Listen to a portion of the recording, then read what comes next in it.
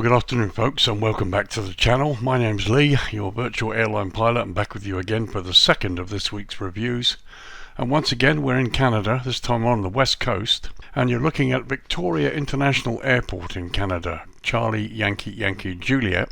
This is a payware scenery by Roman Design, and you're looking at version 1.3.0 for the PC version of Flight Simulator 2020. The download is 535.1 meg, and it installs at 1.2 gigs. Currently available for Roman's website, and I'll put the link in the description below, and you can also get it from Orbix. Currently available from Roman's site for €16.66, which equates to roughly $18.27 US, or £14.36 UK. US and UK prices are all estimates from the euro and do not include VAT or tax, which of course you'll need to add, and which may vary depending on which country you're in when you make your purchase. Roman is a well-known designer. Has been designing Canadian sceneries for a while now and getting better and better at it, and I'm in touch with him and I've reviewed a couple of his sceneries. I purchased this one, I wasn't sent it, but as ever the thoughts and conclusions are all my own. So let's look at the features list. We have custom high resolution PBR materials, over 50 handcrafted airport buildings meticulously modelled, terminal building with interior modelling, tinted windows and passengers, air traffic control tower with interior modelling, 6 open hangars with interior modelling and start-up spots. The Victoria Flying Club, which is on the airfield, detailed interior modelling and static aircraft, accurate apron markings and detailed area modelling, handcrafted runways with custom Canadian authentic markings and detailed textures, custom runway lighting, custom taxiways with fully authentic custom ground markings, custom taxiway night lighting, custom taxiway signage and markings, custom aprons with authentic handmade ground markings, wear and tear, custom runway approach lighting as per the charts, which of course we will check out, parallax windows on all buildings with reflective glass and night lighting based on the custom 3D room interior renderings, multiple signs with emulated fluorescent night backlighting, 3D modelled letter shaped signs and other custom signage throughout the airport, custom night lighting throughout the entire airport area, hundreds of objects placed throughout the scenery for full immersion, animated flags that respond to wind direction, 2 flashing beacons with their buildings placed on top of the surrounding hills as shown on the charts for visual navigation, and finally fixed numerous MS Flight Sim 2020 elevation bugs such as the lakes around the airport area. So there you go, quite an extensive features list. I have found 1 or 2 issues here, and they're mainly caused by Flight Sim 2020, not necessarily the fault of the developer, and I don't really know how many of them can be fixed. Roman is going to look at this scenery again with a future update to see what indeed can be fixed, and we'll discuss those as we find them. So as ever, let's look at some history. Victoria International Airport, Charlie Yankee Yankee Juliet, is a public use international airport owned again by Transport Canada and operated by the Victoria Airport Authority. The airport is located 14 miles or 22 kilometres north-northwest of Victoria on the Saanich Peninsula, with the bulk of the airport, including passenger terminal, located in North Saanich and a small portion of the airfield extending into Sydney. Victoria International has many non-stop daily flights to Vancouver Airport, which is about a 15-minute flight. Additionally, the airport has non-stop service to Seattle, Toronto, Montreal, which is in the summer only, Calgary, Edmonton, and several smaller cities in British Columbia and the Yukon. The airport also has seasonal non-stop services to several Mexican resort destinations. The airport began life in 1939 as a grass strip and was used by a military training airfield. During the early part of World War II, the airfield was used by Royal Canadian Air Force and was known also as Royal Air Force Station Patricia Bay for training personnel for basic flying training preparatory to returning them to the UK. The airport is located beside Patricia Bay, which, due to the prevalence of flying boats at the time, proved to be an excellent location. The Department of Transport took over the airport in 1948. It then became known as Victoria (Patricia Bay) Airport, and many locals still refer to it as Pat Bay Airport. Trans-Canada Airlines, which later became Air Canada, began regular services from the airport in 1943. In 1959, the airport was renamed Victoria International Airport. In 1997, as part of a broad-scale restructuring of the airports across Canada, Transport Canada, formerly the Department of Transport, gave operational control of the airport to the Victoria Airport Authority. In 2000, the Victoria Airport Authority began the process of renovating and expanding the terminal to meet increasing passenger needs. In 2002, the new airside hold room and arrivals rotunda were rebuilt. By 2005, the new departures area was completed. In May 2005, federal government, which owns the land, announced a reduction in the rent paid by Victoria Airport Authority. This will save just over $500,000 Canadian each year and $12 million over the life of the lease, which is 50 years.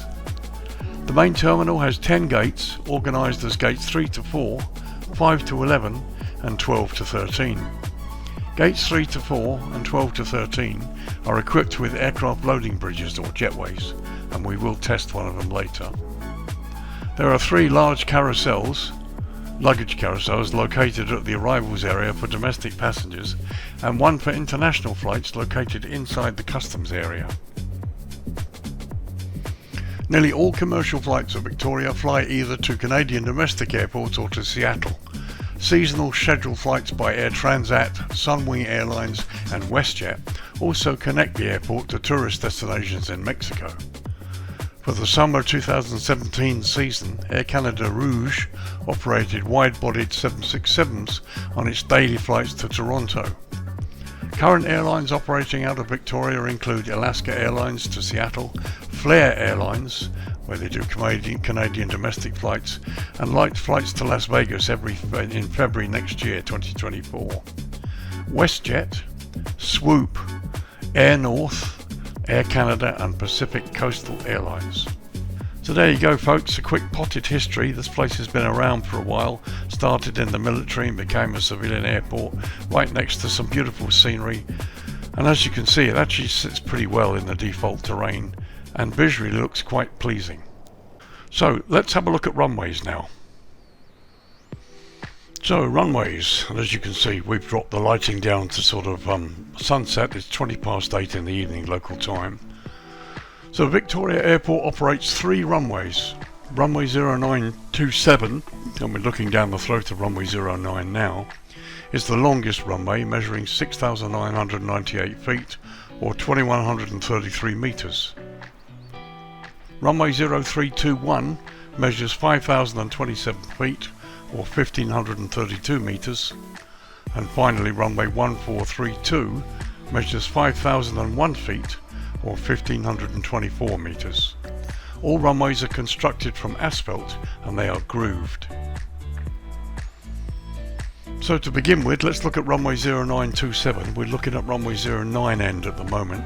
This runway features high intensity runway lighting, simplified short approach lighting system with runway alignment indicator lights, and precision approach path indicators on the runway left side.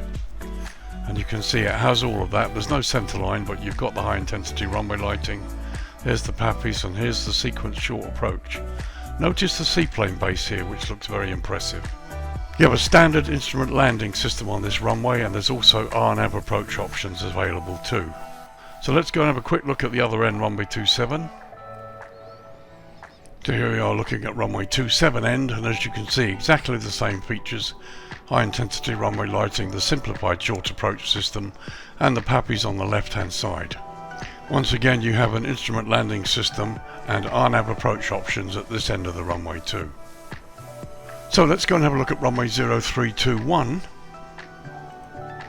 So here we are looking down the throat of runway 0321, and I notice a vehicle on the runway there, which is a pity, but maybe it's just crossing, we'll see.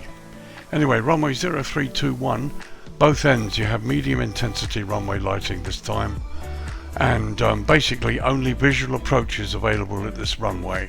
So you've got the intensity runway lighting, which is of a medium nature. You've got displaced threshold here, which is quite helpful, and you've got these identifier lights at the end and the red zone lights too.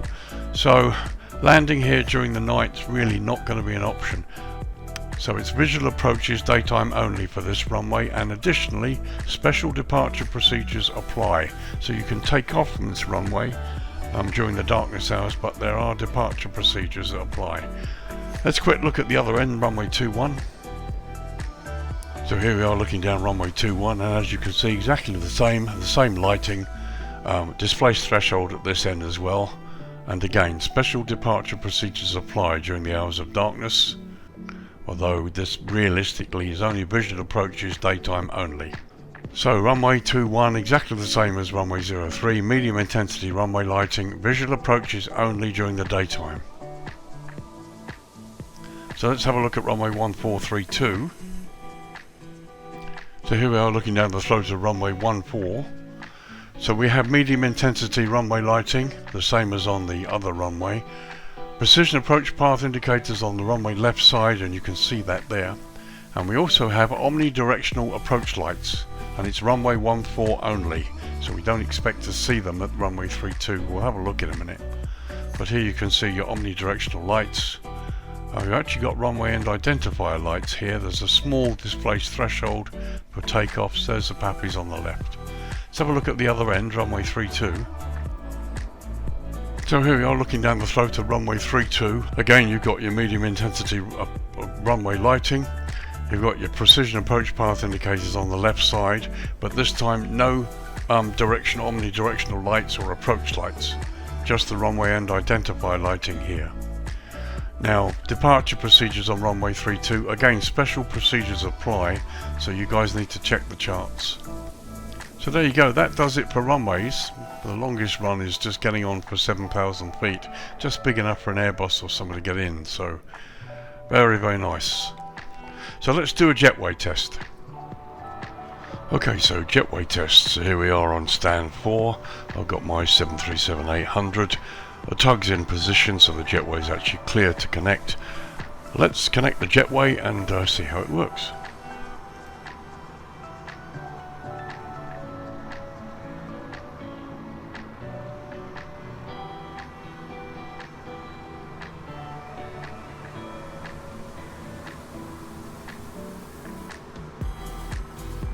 Okay, that's a fairly decent connection. It's no better or worse than any others.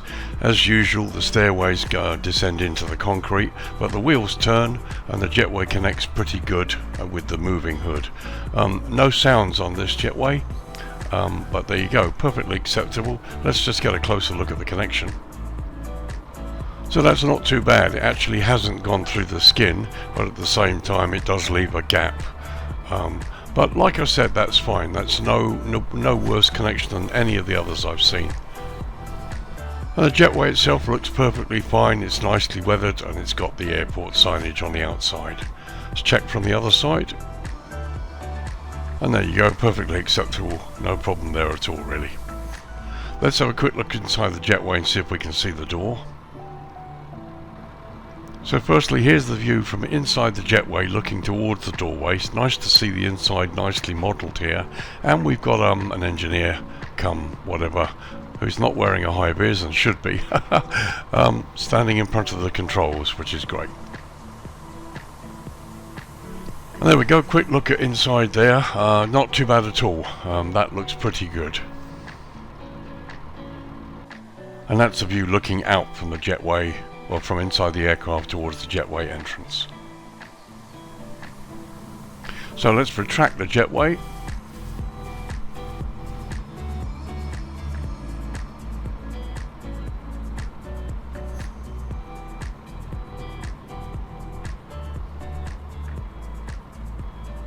There you go, perfectly acceptable, looks quite good. It's quite a really good animation, no problem at all there really.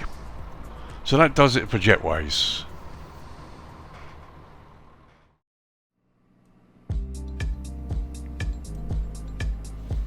Okay folks, so we're going to start the main tour and have a look at the airport in detail now. As you can see, Roman's done an awful lot of work here, putting in various models, vehicles, lots of airside clutter, some wonderful ground markings. His work is pretty excellent pretty much all the time. I do enjoy reviewing his sceneries because they're really quite good. But for you the pilot, let's have a look at airside here, have a look around the ramp area and see what you've got. Here's a slightly high level shot showing my aircraft on stand 3 Alpha. Connected to JETWAY, all looks pretty cool. In the distance there we've got a couple of water bombers. And as you can see, Canadian registrations, nicely detailed models, all with the correct bits and pieces on them. Here's the other one, and again you can see various bits of airfield clutter, including stop ramps here. And you've got this oil tank here and other various bits and pieces. No little detail left to chance. It's one of the things I like about Roman's sceneries. He introduces a lot of detail and it really doesn't hit the frame rate.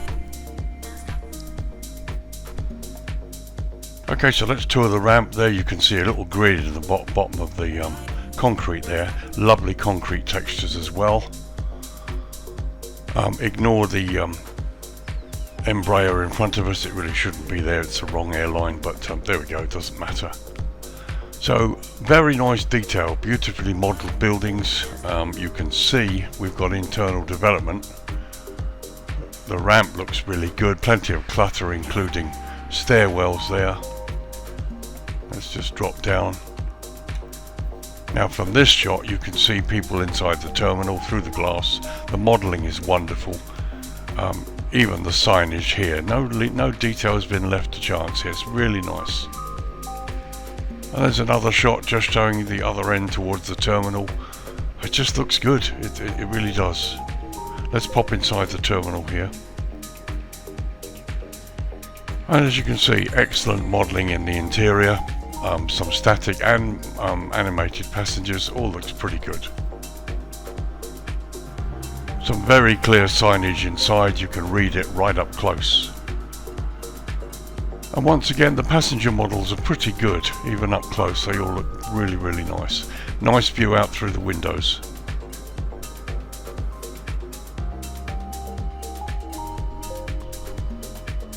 So a little tour inside just to have a little look. I mean it's beautifully modelled, the reflections there with the sun coming through the glass. It all looks really nice, it's very pleasing.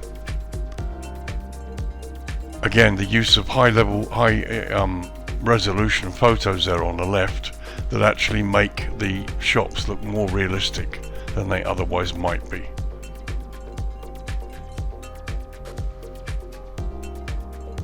Very nice, internal modelling here is really nice. Okay, it's not going to bother you pilots too much.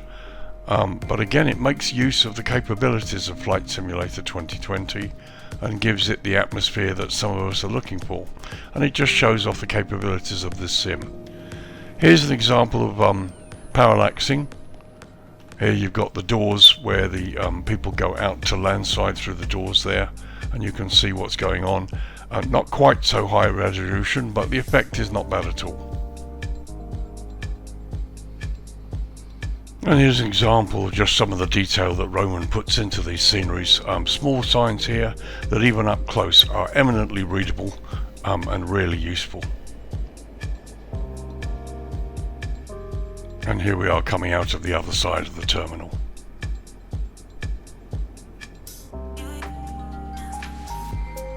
So as you can see, ground markings, stand numbers, fence lines, buildings, bits and pieces are all there to really make this scenery what it should be and really make it quite a nice model. We just go in through here. Here you've got the de-icing vehicles, and again the little hangar they're inside has been modelled to a decent extent. So as we go across the airside fence there to landside, okay, here's one or two of the little anomalies we found. You've got vehicles that are way out of position, not properly put inside each of their marked spaces. But again, Roman's going to look at these little details and see. So here's landside. Again, we've got trees invading some of the glass. But these details I think can be sorted out should they be necessary. But as you can see, some nice modelling, some nice vehicles. Canadian police vehicle down there, plus FedEx taxis. It looks good, it really does. And as we come to this point here, arrivals, you've even got people sitting there, look, and one or two of them are animated. The signage is wonderful, looking through the glass there. We'll look inside in a moment.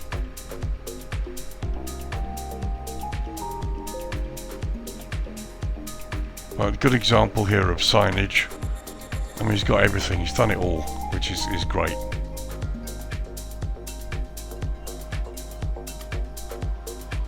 Okay, so let's go inside the terminal land side and see what we can see.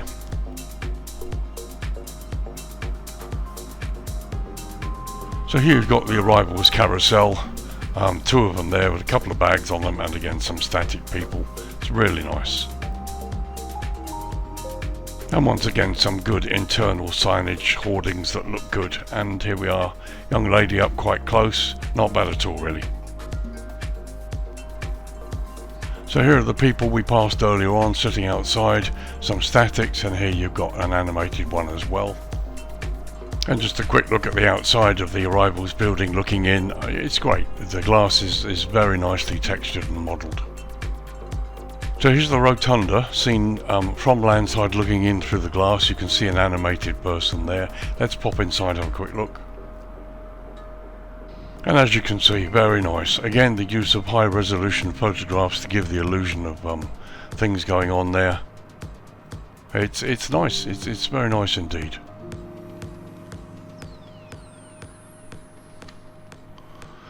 And as you can see, touring landside, it's not bad at all. There are one or two floating issues, but that's, I think it's an elevation problem really. But landside, everything looking good here.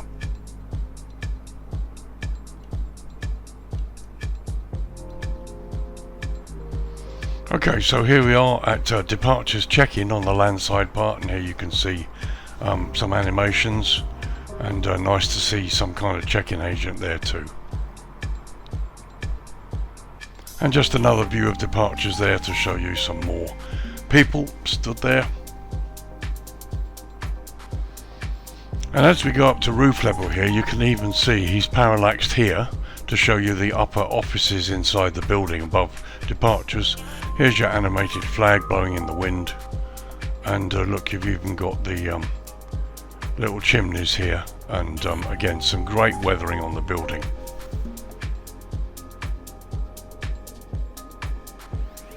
So just a little look at some of the other features on the airfield here.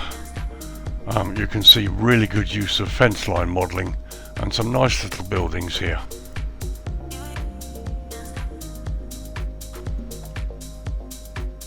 Very nice.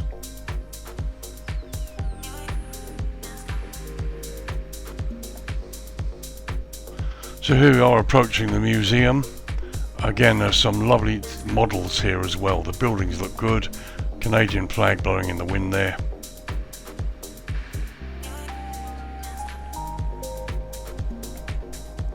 And some very nice model aircraft there too.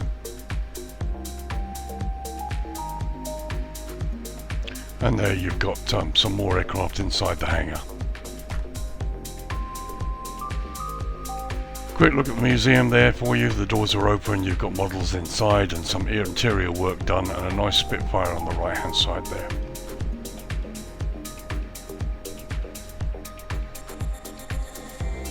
So coming over this part here, it's nice, you know, the modelling is just really good. Signage on the buildings, car parks, containers over there to the right, and aircraft on the land side. There's a lovely DC-3 there on the left.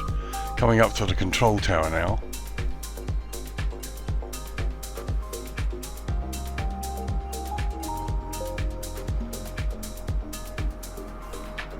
So again, nice model of the tower from the outside as a building. It looks great. Let's pop inside. And as you can see, some interior modelling in the tower with figures. It looks fine, it looks really nice. And again, just another example of parallaxing here to show you what's going on inside one of the rooms inside the tower building. Very, very good. And just a couple of quick shots across this part of the ramp area. As you can see, my modelling is really great, no real problems at all. It just brings the airport to life a bit more. Very pleasant indeed. Just gives you a nice atmosphere at this airport. I mean, we are seeing one or two anomalies like this and some cars going into the buildings. Hopefully they can be sorted out, we'll see. But they don't affect the overall feeling of the airport. But we do see quite a few of these little anomalies.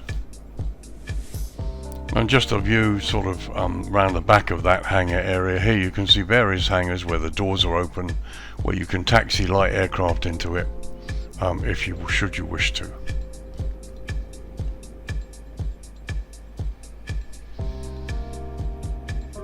So there we go as we pass over the area. I mean, the modelling is nice, and it just, the airport has a life. Helicopters down there too. Here we've got more work and detail on the other side of this runway.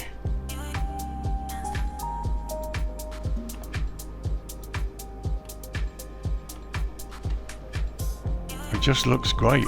You know, there's plenty to explore and see here. Some of this is default. That is mixed in a little bit, and some of it isn't.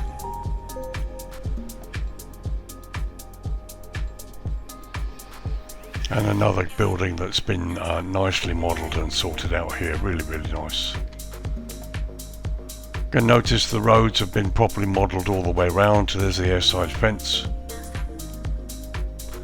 Simplified buildings, but they're quite effective. Be interesting to see what the night lighting looks like on some of these.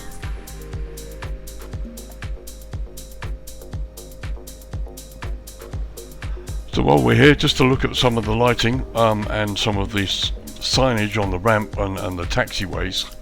Here you can see the lead into runway 1432. We're on the Kilo taxiway.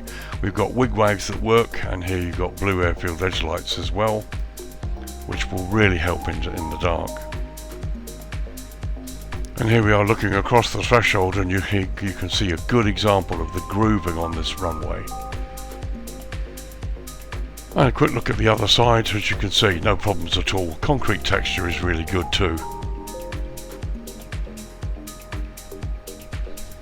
So here we've got the helicopter base, and more work's going on, and again another decent building, nicely modelled.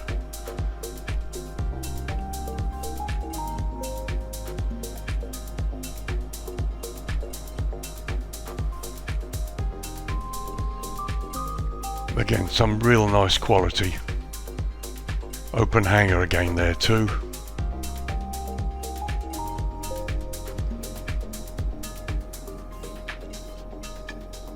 As you can see, I do get a few jumps in the scenery, but I haven't defragged the drive, so to some extent it's expected.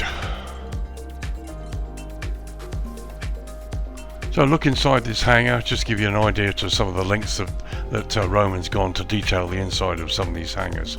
They look really good, it's very impressive. And here's a view looking out from the inside of the hangar through the glass windows on the left there.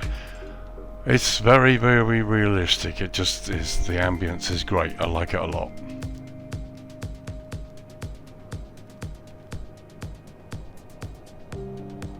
And there we go, some more work, windsock there. It's just nice.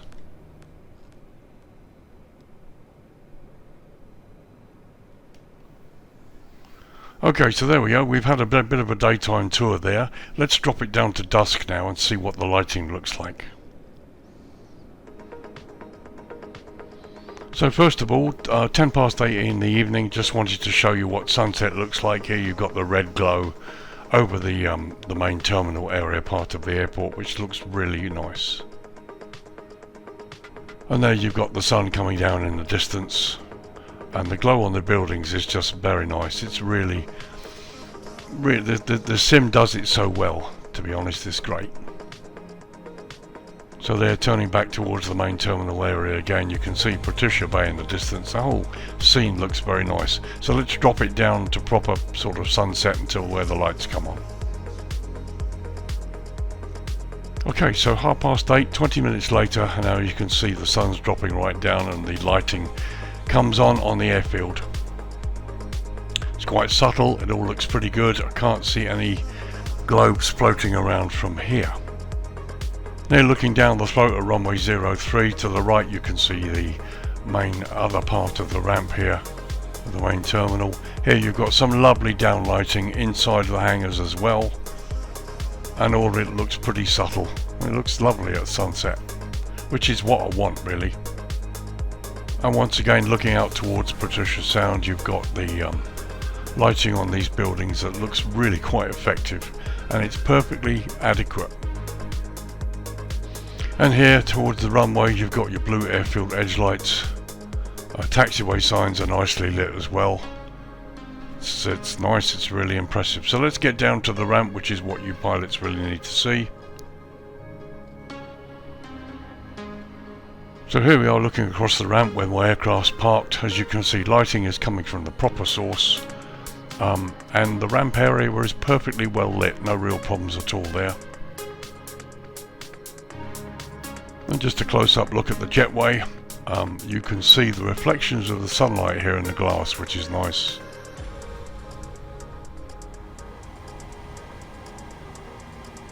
And while we're here, let's have a look at the view from the flight deck. This is a view you will see when you park on this stand. View from the captain's side. And looking through the first officer's window.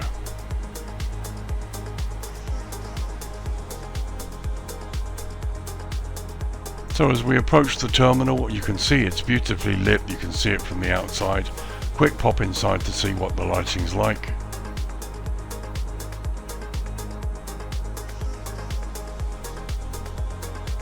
Very nice.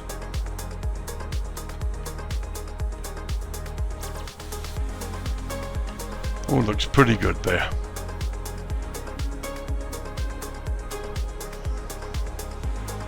And going this way, we'll go in through the glass and have a look at this side.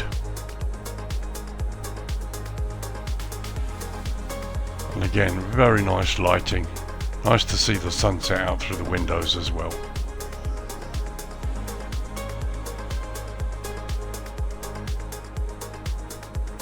So just tracking across the airside ramp here.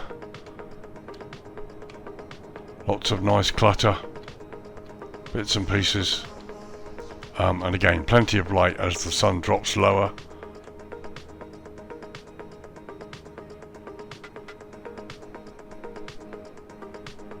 It's lovely. It's really nicely modelled. I just love these kind of views.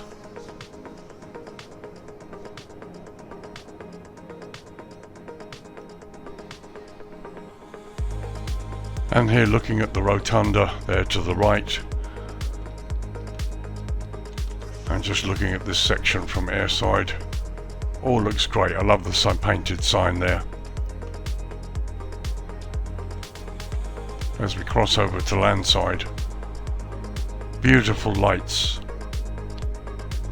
We'll go through the rotunda building, and again you can see very nice modelling and lighting. And as we come outside, you can see individual lights here, which is just as it should be. No Asobo globes floating around anywhere. Some very, very subtle and very nicely done night lighting. There's the signage on the building, and again we're looking through the glass into the arrivals area.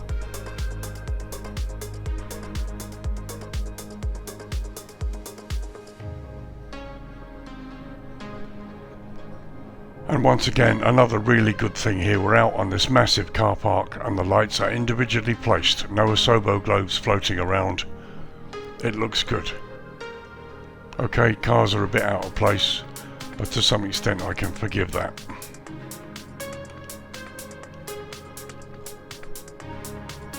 But signage and modelling is excellent.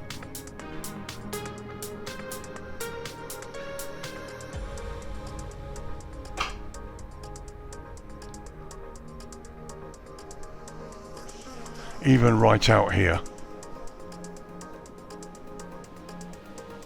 Nice little roundabout here.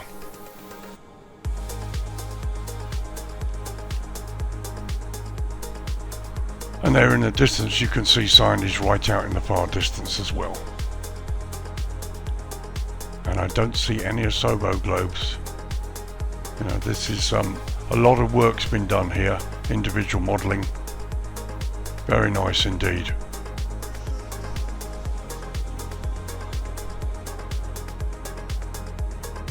As we turn in towards the airport entrance, the road signs are great, and you can see the terminal lit from here, which gives a really nice ambient effect.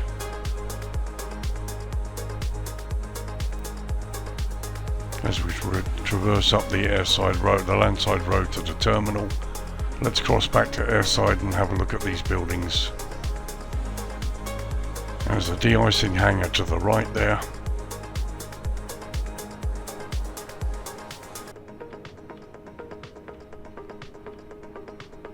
Very nicely done.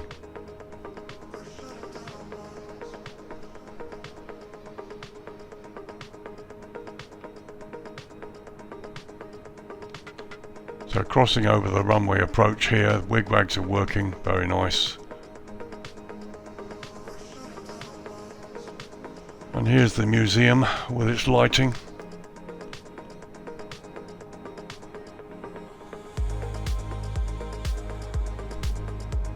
Again, very nice, no problem at all. I do like the downlights, the way those are done, they look very effective. And there you can see the models from this side.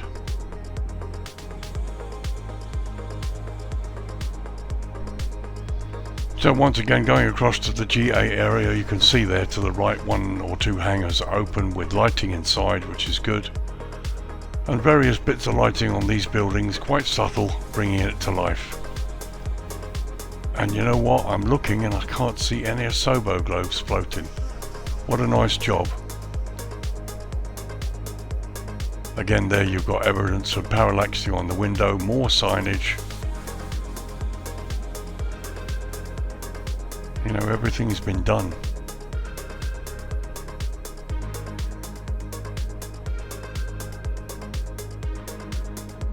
Very nice indeed.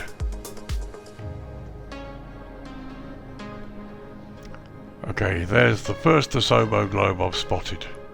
Obviously a couple more over here. But this, I think most of this is default. It's been enhanced slightly. But here you can see he's added 1 or 2 buildings to just add to the ambience and the atmosphere of the place. And here what looks like a cargo facility. Not much lighting on this building, but no problem there at all. Some down lighting there, good, that looks good.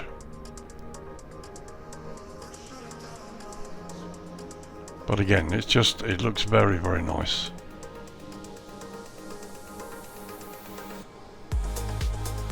So there we are at dusk. As you can see, the night is actually fast approaching. So let's have a quick look from the ramp at the night time. So 10 PM local time, and here's the main passenger area ramp at 10 o'clock at night. As you can see, the lighting has come up considerably, and it looks really quite impressive. There's plenty of lighting there. You've got blue airfield edge lights to designate your taxiways. Don't think there are any green centerline lights, we'll have a look in a minute. But let's start with a look at the ramp where we are. So there's a general shot across the ramp, and you can see the lighting is more than adequate. Looks really nice. And looking in the other direction, nice to see that the JETWAYs have actually got under lighting here. You can see the lighting coming from there, the lights on the edge of the JETWAY. And a quick shot from airside showing you in through the glass to the interior of the terminal, and again you can see through here in the rotunda.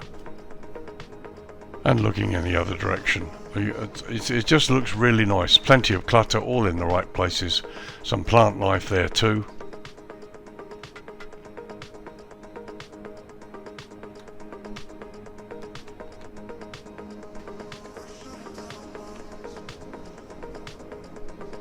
There's the other side of the building, and you know, the night lighting is very, very nice. So here we have access to runway 32, no centerline lights, but you've got the Bluebird airfield edge lights. Bear in mind this runway is daytime approaches only. There's no instrument landing system attached to it. So just looking at the control tower from the outside, I mean that's beautiful lighting, it just looks very nice. And again, a look inside the control tower, some very nice subtle lighting. All of the screens have details on them. It's just the attention to detail that Roman puts into his sceneries just make them so worthwhile. And again, just a view from outside, and here down to the left you can see a little bit of internal work on this building, and here you've got this little cafe restaurant seating area, and we've even got people sitting there. It's great. It was really nice. A slightly higher shot there looking across the buildings towards landside. Lots of nice subtle lighting, lots of really nice effects going on here.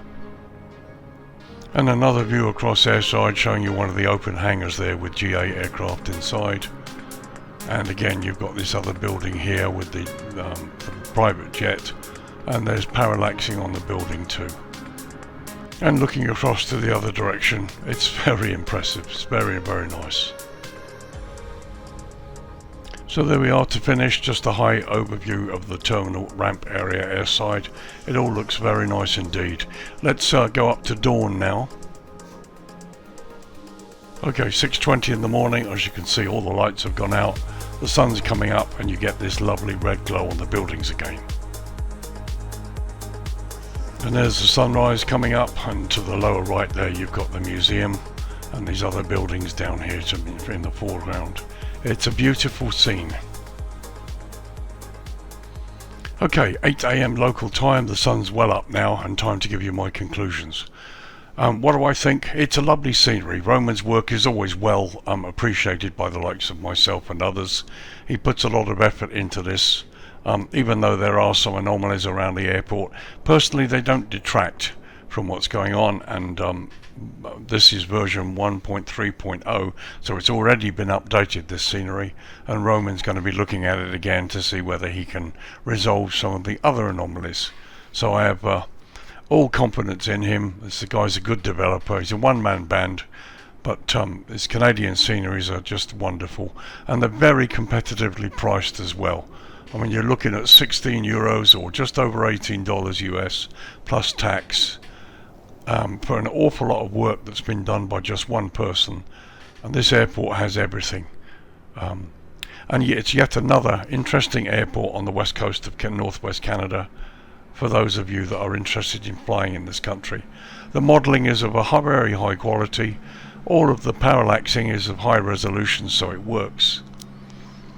It looks great, and he's gone to town on the detail, even right out off the airport too.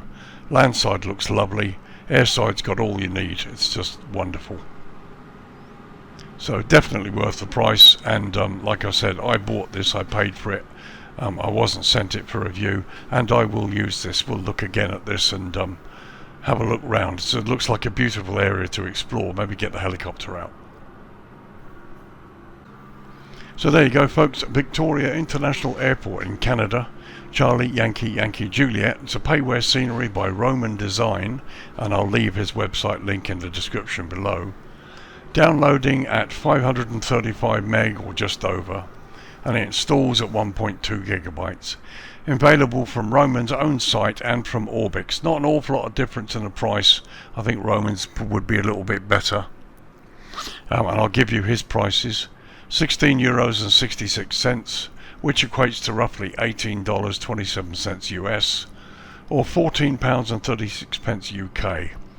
As ever, the US and the UK prices are all estimates converted from the euro, and they do not include tax or VAT, which of course you must add, and of course which may vary slightly depending on which country you're in when you make your purchase. But even added the tax, I think it's well worth the money. It's a lovely little airport, again in a wonderful location, with some stunning night lighting after evening lighting, and have no issues at all in recommending this. Just another beautiful little airport on the west coast of Canada. So thank you for joining me, folks. This is Lee, your virtual airline pilot. We're wrapping up another review for this week. I apologise that it's come out quite late this week, but I have been busy. Actually, my son is going to Canada to study. He's going to Montreal for a year, and it's been a bit of a nightmare sorting him out accommodation and getting him sorted out for the Concordia University where he's going to be studying. But that's pretty much on the way now, and I can relax a little bit more. So thanks again for joining me. If you've been on the fence about this, or if you're interested in Canadian sceneries, highly recommend it, no problem at all with this. It's really, really nice. Thank you for watching, guys. Thank you to the new subscribers. I'm rapidly approaching 900 or so 1,000 subscribers, and I have so many people to thank. Thank you to those people who bought me a coffee. It's really appreciated. Just helps me.